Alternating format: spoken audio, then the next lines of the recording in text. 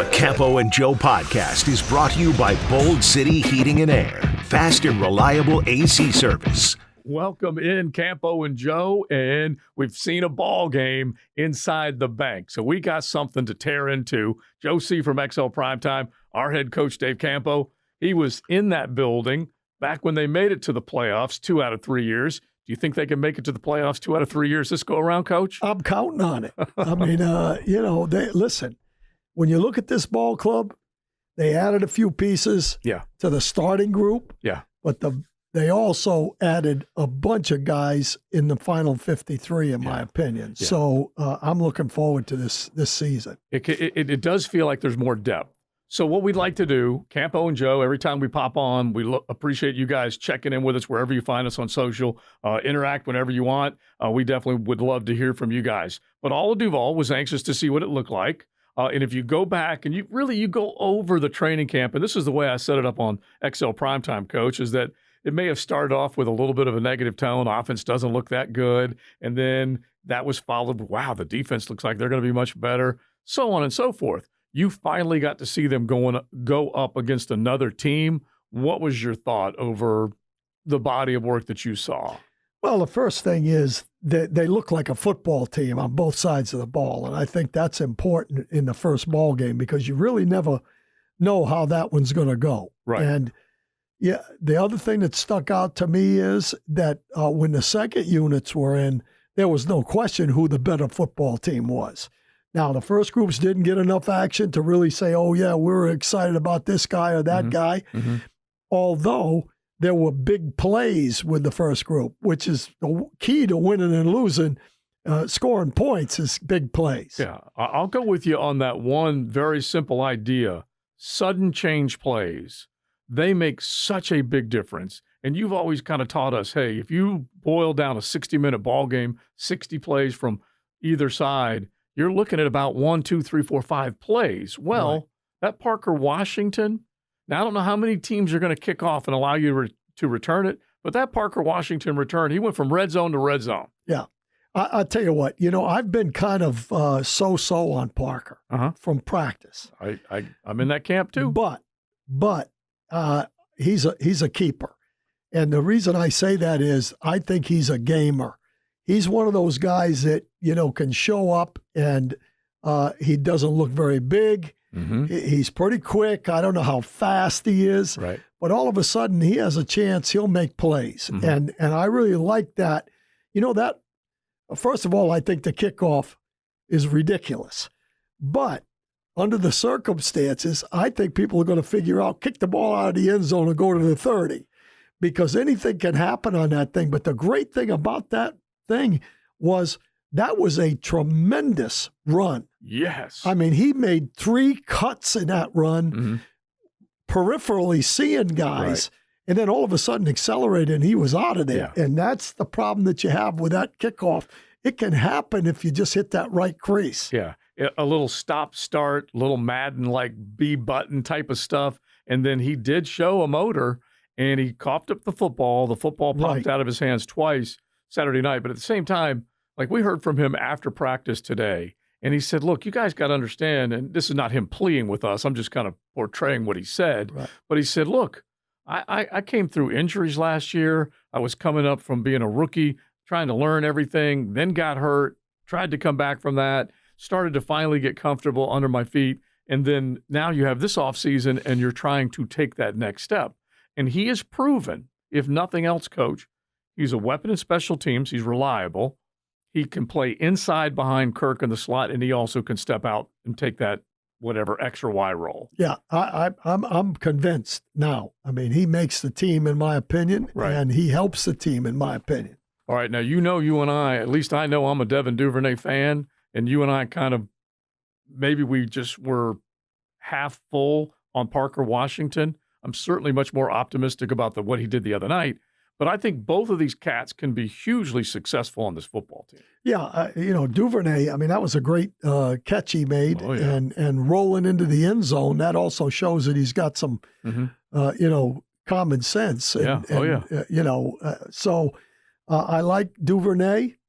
I think he brings something to the table because he is fast. And, again, he's proven that he can return in this league. Oh, yeah. So, you're not just going to have one returner. You're going to have a couple of returners that can make things happen. And I think he's definitely one of them. Yeah, and I do believe that he thrives in the punt return game almost as much as anything. Right. And that could be really a strong piece for him. All right, so let's stay on the game, and then we'll get to a few other things. We got to look ahead to the Bucs joint practices tomorrow and Thursday. But a couple of other things that came out of the game. You mentioned the Duvernay catch.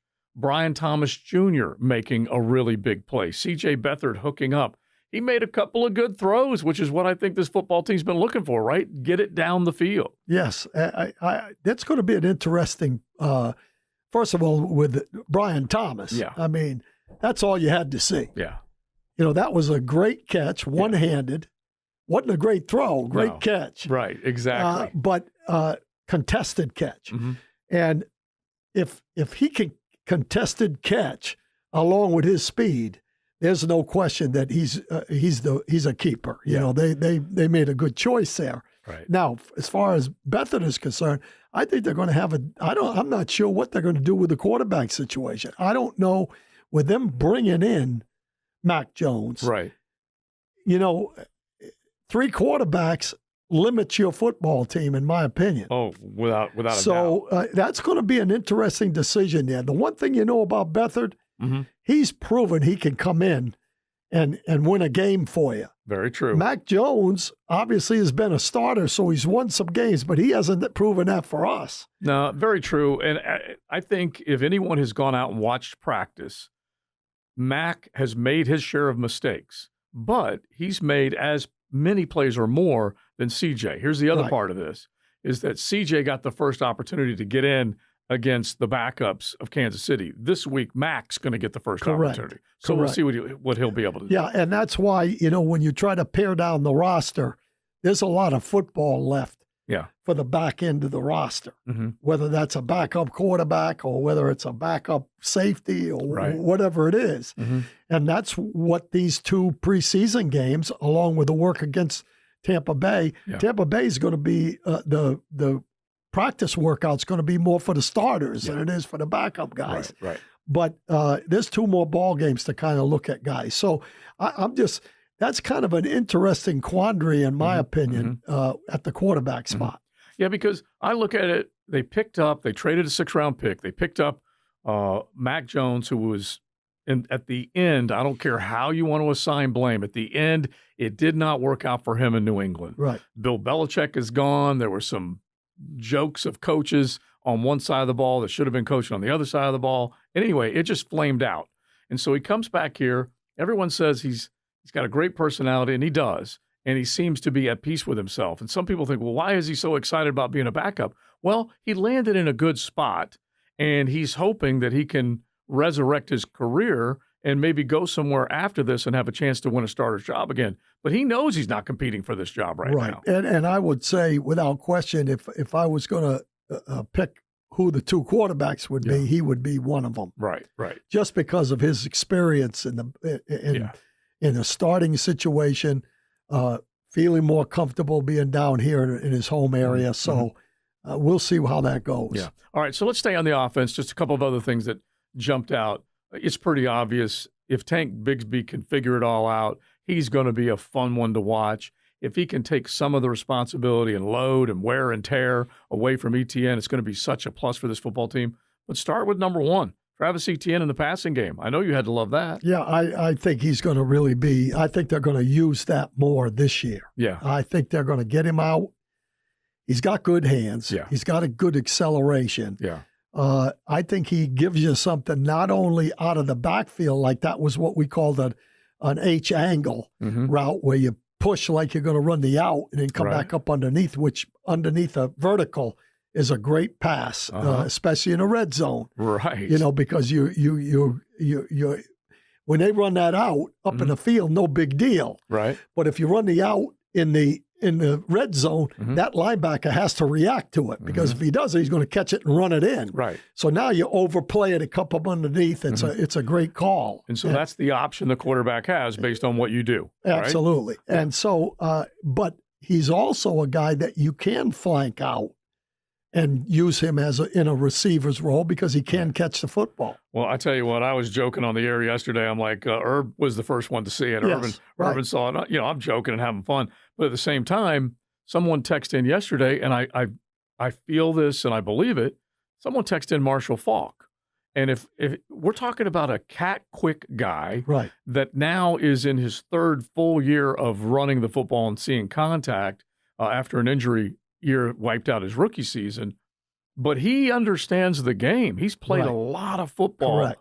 And I think now Trevor can start to understand a shorter passing game and how it can benefit him. Right. And I will say this, one thing that you know that you don't really think about, but if Bigsby comes on, right, okay, and he's the guy, and I think the jury's still out. I mean, you know, he did a nice job Saturday, but if he comes on, all of a sudden you put two backs in the backfield. Right.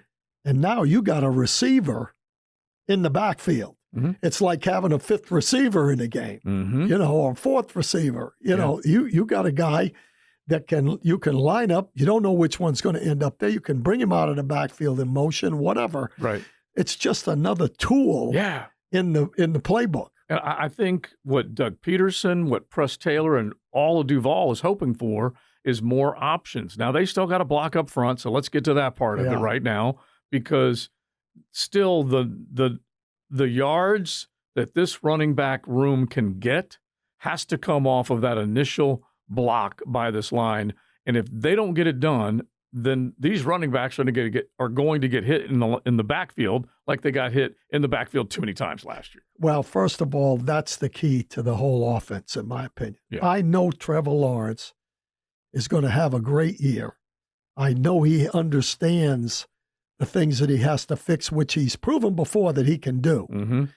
I still say that the guy was 15-5 before he got hurt. Yeah. You can say whatever you want. He was 15-5 in a stretch. Yeah. So from the end of 22. Into 22 and into 23. Okay. Now I know that the receiver core has already proven from 2022 that the more receivers you have, the easier it is to move the ball down the field. They might have a number one. I believe Gabe Davis is better suited for this offense, in my opinion, than Ridley was, because he's a big receiver that can take the ball down the field. He's not a burner, but he's smart. He can get himself open. He's a high, average catch guy. Yes, he is. You add that up, okay, what does it come down to? Protection on the corner. You got two backs. I think if Bigsby's ready, and I like Dearness Johnson as well. Yeah, I do too. So the only reason that I don't go, hey, these guys are going to win the AFC South is there's still some question with the offensive line. And that's going to be an issue that we have to make sure we get finished. The killer of it all is that if they aren't what they need to be, the offense suffers and the defense suffers. Correct. Because you're not going to own the ball. You're not going to own the scoreboard. You're going to limit the opportunity for defenses to go tee off if you can't control the time of possession of the scoreboard. And that's going to be the big kick in the butt. And two things, Joe. You either hit a big play to score, or you put yourself into 3rd and 1, 2 a bunch of times. Yeah. And we got into those situations last year. Yeah. But we didn't execute them. Didn't answer the bell. So that's going to be the issue that we're looking at now. The Campo and Joe podcast is brought to you by Bold City Heating and Air. Fast and reliable AC service. I think there's a couple backups on this team that might end up playing before the year's over, and one of them is Cooper Hodges. In that ball game, he might be one of the more physical linemen that we have. All right, I like hearing that. Now, he's coming off an injury still. Sure. He's got to be healthy. Okay. But I'll tell you what, he is a physical guy, and I think he's going to be a factor before the year's All right, over. so I'm just looking at this right here. I'm going to show it to all of Duval. There's 15 offensive linemen right now that are on this 90-man roster. Now, we have talked about this, and we'll probably reduce our roster again next week. So right now, how many offensive linemen do you have making the team, and who are they? Well, after the first 5, now listen, I just said that it's kind of hard to pick the roster. It ain't easy. Games left, but I'm going to say we're going to keep a minimum of 9. Okay, you say 9. Right. So let's just file away the first 5. We know who the first 5 are. Morse, Sharf, Walker Little, Cam Robinson, Ezra Cleveland. Yeah. And then you got to have Anton in there. And Anton Harrison. Yeah, because Anton, 6. That's 6, right? Because you are absolutely carrying Walker. There's no question. That's correct. So now you've got 7, 8, 9. Right. Who do you have? I've got, that's going to scare you a little bit. I don't have Luke Fortner in there. Oh, that's interesting. I got Hance. Yeah. I've got Hodges and Shatley. Okay. Because Shatley gives you versatility. Sure he does. Now, to me, it's Shatley or Luke Fortner. Okay. If they want to keep the young guy, they've moved him at guard. They've moved him around a little bit, to try to get that versatility. He's probably a little better football player than Shatley is, to be perfectly honest with you. But can he be versatile? Mm-hmm. That's going to be the key there. Yeah, and it's funny because there's a handful of guys that I like. I've been joking about Kiefer Sutherland, Mr. 24. It's Keaton Sutherland. And the center you talk about. Yeah, Darrell Williams I like. You can talk about Cole Van Lannon and a few of these other guys, but the bottom line is if Cooper Hodges can stay healthy, and if you like what you saw the other night, which is a guy that can get inside, it's the old bowling blocks and butcher knives inside. Right. You got to be able to battle and be tough. And if he can do that, Hance has proven that he's valuable. Cooper's proven that he's developable. Shatley's proven that you just can't get rid of him. Right. His greatest strength is his strength. Yep. But if you were to put one of them on the practice squad, Luke Fortner or Ty Shatley, who would you be more scared of losing? Well, first of all, they're not going to lose Shatley. So because Shatley he's here. Yeah, he's been in the league forever. Or been a Jacksonville Jaguar forever. Yeah, and he's got 3 kids. This is his community. He's not going anywhere. This is last year, he says. Right. He already said that, yeah. So I would say that you're not going to lose Shatley no matter what you do with him. Mm-hmm. It's just a question of whether or not if somebody goes down in a game and he's on the practice squad, you're in trouble for the game. That's the issue. And I wish I knew whether, let's just say, he goes to the practice roster. And if another team picks him up, I don't remember the exact rules, but you have to have him on your roster for a certain period of time. I don't know that he controls that, his own destiny. Someone could potentially do that if they put him on the practice roster. Not saying it'll happen, but just curious as to how that will go. That's going back to the old days. And again, I have no idea what they're going to do over there. I'm just throwing guys' names out there like we all are. Right. But in the old days, when you had a guy like Shatley, you said, "Look, we're gonna cut you. Right. Hang around." And he lives here. Yeah. Now, when you get cut the first ball game, chances of him getting picked up are probably slim and none. Mm-hmm. Where he might get picked up is if he's on the practice squad, right? And it's second game, third game, all of a sudden somebody gets hurt. Mm-hmm. So do you do that? Do you say, okay, look, stay in shape. We want you. Sure. We just can't find a spot for you on the 53. Right. We're going to cut you. Hang around. And we used to do it with guys that didn't live in the community. Mm-hmm. This guy lives in the community. Well, the classic one was Todd Bowman. Get him off the tractor. Yeah. Get him off the tractor. Exactly. Right. So again, I think that last spot is going to be Fortner or Shatley, in my opinion. Okay. All right. So you guys, again, everyone can have a different opinion. There have been times when I'm thinking they're only carrying 8 and that they might be able to get one of those guys on the practice roster and then they could come back and forth. 9 makes more sense. Coach knows the way the roster works better than I do, but I still feel like there might be times when you're going to be swapping guys, whoever that ninth guy might be. Right. All right. So wide receivers, let's offensive line, running back, quarterback. Well, actually, we didn't talk about Trevor. I like the fact that this offense moved freely with him and his ability to move and pick up short routes and make plays. I thought that was good. Yeah, I'm not concerned with Trevor. I think Trevor's going to be just fine. He, even when he took the sack, he didn't fumble. That's a plus. True. So, he knew what he had to do, go down, and that's it. Mm-hmm. But, the guy has got talent, and I think he's a smart guy, and I think there's a little bit of a chip on his shoulder. I'm not concerned with him. Again, a lot of it's going to depend on how well he's protected and the running game. Yeah. Oh, yeah. The only thing concerns me is that's got to be part of the equation for sure. Yeah.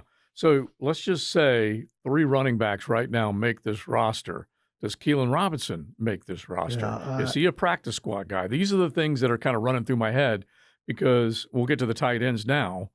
4 tight ends. You're not going to carry more than 4, are you? No. I would say, you're 3 on Farrell, Strange, and Ingram. Mm-hmm.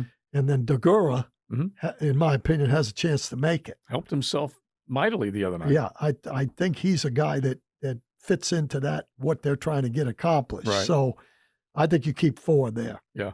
And then you send Doug's son to the practice squad. Yeah, well, he's already let go. That's right. That's right. He's done. If you bring him back, he'll go back to the practice squad. Yeah, because they brought in number 38 after Murtaugh got hurt, right? And so he's another guy that Wyrick, right? Yeah. If we have that right, Coach, I think you got it right. Yeah.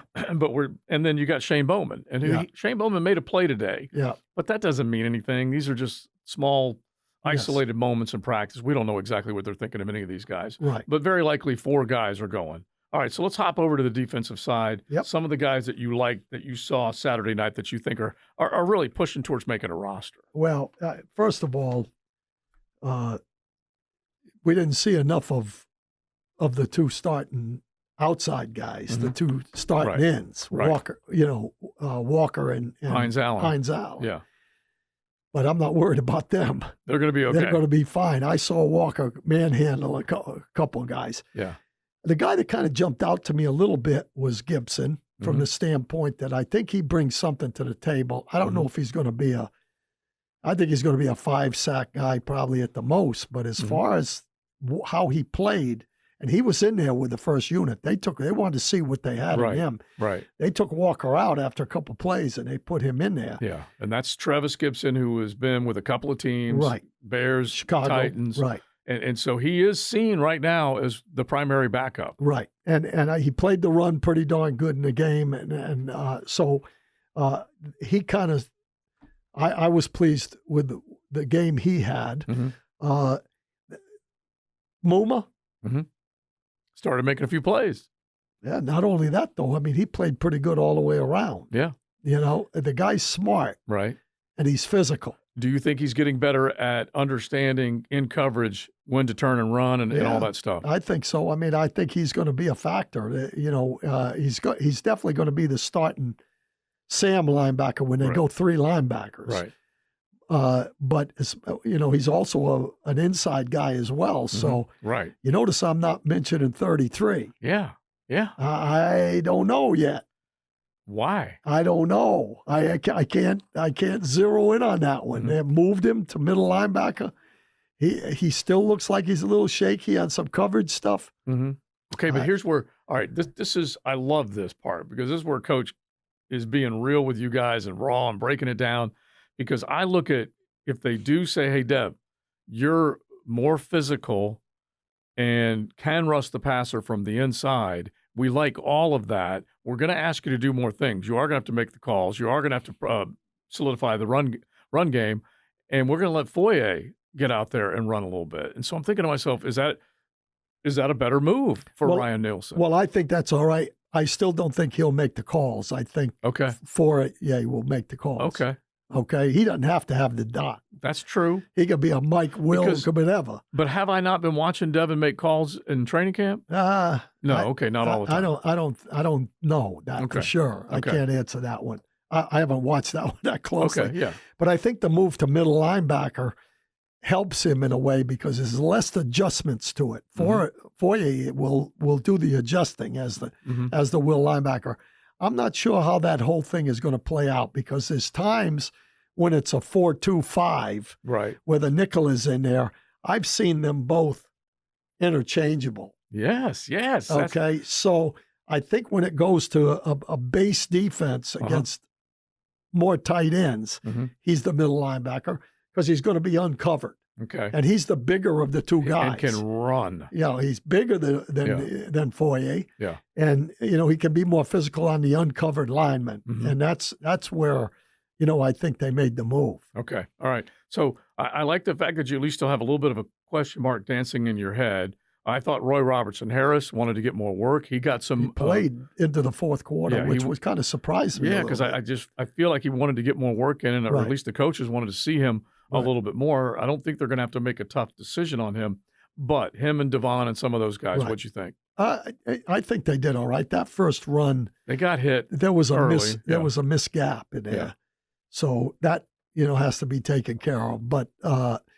they tried to run the ball a little bit after that and didn't go anywhere. Right.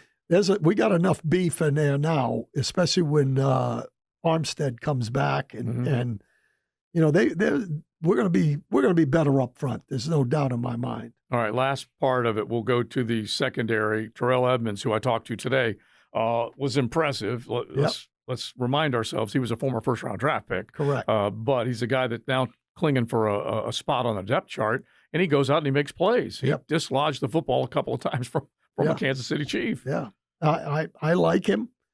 I like Flowers.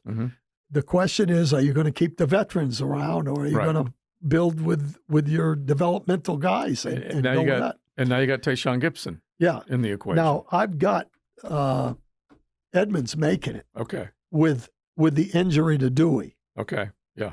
That to me is the difference there for sure.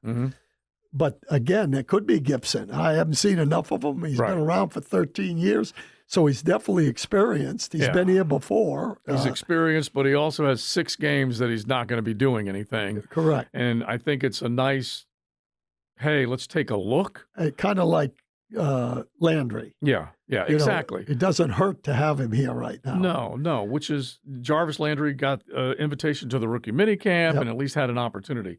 So right now you find out what you need to find out. Yeah, and that's what's happening with that whole defensive unit. I made a couple comments in the press box. I don't know how they graded that film because it was literally 2 guys in there. The next play, 2 guys out. Yeah. The next play, 1 guy in, 1 guy out. The next guy, 3 guys in.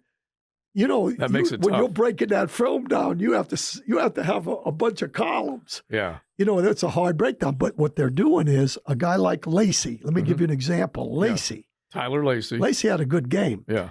Lacey's playing about 3 different things. He's been on the end. He's been at nose. He's been at 3 technique.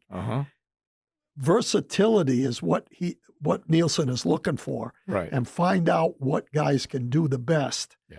And that's where they're gonna use them in that type of a situation, which I really like. I think you'll see it settle down a little bit in the second preseason game and the third preseason game to where guys are a little bit more zeroed in. But they're going to rotate that guys in there and keep them fresh and play fast because that's what they're trying to do. And they're doing it. They're playing fast. There's no doubt about it. And the biggest thing out of Saturday night is it did look like they were playing fast. They looked organized. We're talking quick out of the huddle on both sides of the ball. Yep. That type of stuff matters. Well, also, when I say playing fast, that means they know what they're doing. Yeah. I think the last couple of years, there's been a question about guys knowing, just not being aggressive because they weren't quite sure where they were supposed to be, where they're going. And I think this group will be that. Let me mention one other guy. Speaks.